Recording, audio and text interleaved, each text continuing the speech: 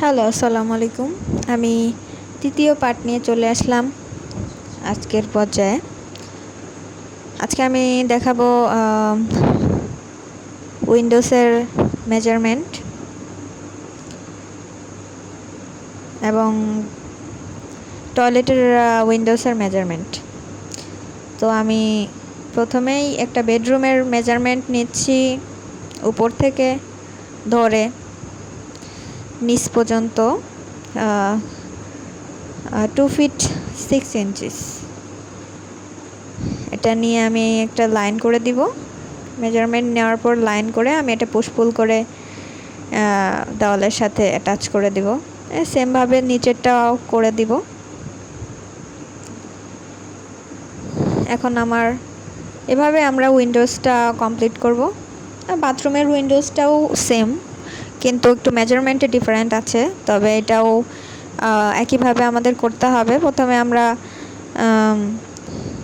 প্রথমে আমি measurement tape দিয়ে আমি ওই 2 ফিট 6 ইঞ্চিস মাপই নেব, সেই একই মাপ যেটা আমি বেডরুমে এবং অন্যান্য রুমের লিন্টেলে যেটা দিয়েছি। এখানেও ঠিক একইভাবে মাপ নিয়ে আমি উপরেরটা করে দিচ্ছি, এবং নিচের মাপটা ডিফারেন্ট হবে। সেটা বাথরুমে 2 ফিট রেখে আমরা নিচের দেওয়ালটা দেব। এখন আমরা বুঝতে পেরেছি। তো আমাদের বাথরুমের উইন্ডোজটা শেষ হলো। এখন আমি চলে আসলাম সিঁড়িতে আমি ওই একইভাবে টেপ মেজারমেন্ট ইউজ করে আমি মাপ নিচ্ছি। সেম মাপ হবে, সেম মাপ হবে এটাও। একইভাবে মাপটা নিয়ে দেওয়ালটা করে দিব।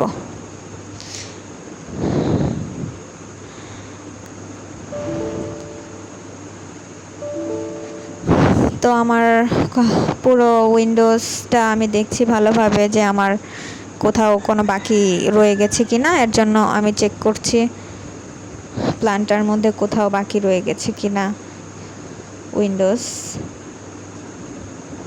এবং আমি উইন্ডোজের উপরে যে লাইনগুলো ছিল, এক্সট্রা লাইন, সেগুলো আমি ইরেজার দিয়ে কেটে দিব।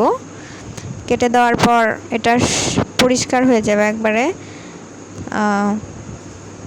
পুরো দেওয়ালটাই পরিষ্কার হয়ে যাবে। এবং এটা আমার গ্রুপ করা ছিল, তো আমি গ্রুপটাকে আনগ্রুপ করে তারপর ইরেজ করে দিচ্ছি। যদি গ্রুপ থাকে তাহলে একবারে ডিলিট হয়ে যাবে। এর জন্য আপনারা অবশ্যই আনগ্রুপ করে নেবেন। আনগ্রুপ করার পর তারপর ইরেজ করবেন। না হলে আপনার আনগ্রুপ না থাকলে গ্রুপ করা থাকলে এটা পুরোটা মুছে যাওয়ার সম্ভাবনা থাকে। এর জন্য অবশ্যই আনগ্রুপ করে তারপর ইরেজ করবেন। তারপর ইরেজ করতেছি সবগুলো দেওয়াল।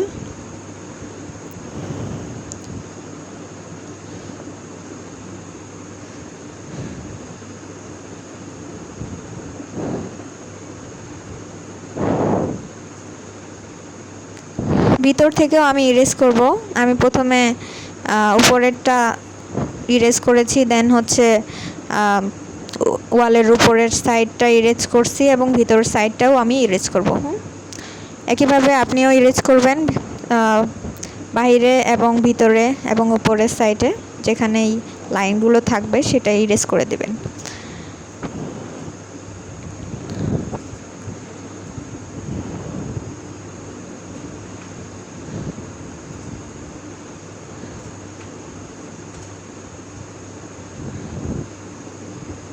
আরেকটা বিষয়, আপনাকে এটা স্কেচআপ শিখতে গেলে অবশ্যই ছোট থেকে শুরু করতে হবে। আপনাকে অবশ্যই সময় দিতে হবে প্রতিদিন এই বিষয়টাকে নিয়ে, এবং আমার ভিডিওটা অবশ্যই আপনার অনেক হেল্পফুল হবে এটা শিখতে। ছোট ছোট বিষয় আপনাদেরকে দেখাবো যেন আপনি ভালোভাবে শিখতে পারেন।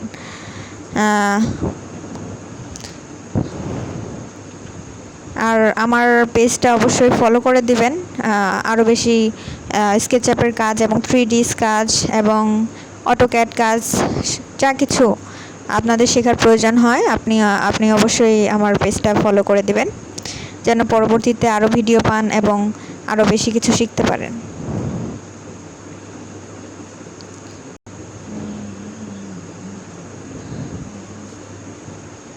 সবগুলো ইরেজ করার পর ভিতরের সাইডও আমি ইরেজ করছি। দেখতে পাচ্ছেন আপনি ভিতরের সাইডে আর কোনো দেওয়ালে আর কোনো লাইন নেই। খুঁজে খুঁজে আমি ইরেজ করছি, এটা অবশ্যই আপনিও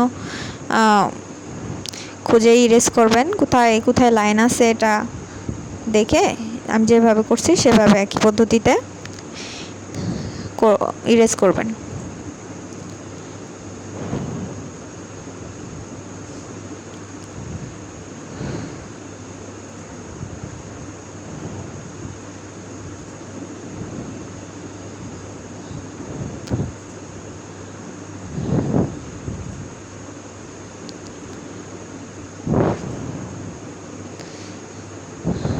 তো করে ফেললাম সবগুলো ইরেজ। এখন কেমন লাগছে?